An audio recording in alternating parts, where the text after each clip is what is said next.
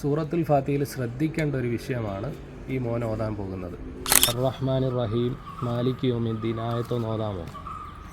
അർ-റഹ്മാനിർ റഹീം മാലിക് യൗമിദ്ദീൻ. അതൊന്ന് ചേർത്തോത്.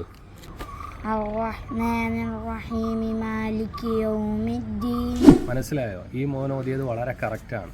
അർ-റഹ്മാനിർ റഹീമി മാലിക് യൗമിദ്ദീൻ. എന്നാൽ പല ആളുകളും അത് തെറ്റിച്ചോതാറുണ്ട്. അർ-റഹ്മാനിർ റഹീം മാലിക് യൗമിദ്ദീൻ എന്ന് ഓതും. അതായത് റഹീം മാലിക്കി, റഹീമി മാലിക്കിക്ക് പകരം റഹീം മാലിക്കി എന്ന് ഓതിയാൽ റഹീം എന്ന് പറഞ്ഞിടത്ത് അവസാനത്തെ മീമും മാലിക്കി എന്നതിലെ ആദ്യത്തെ മീമും ഇത് രണ്ടും കൂടെ ഒറ്റ മീമാവും.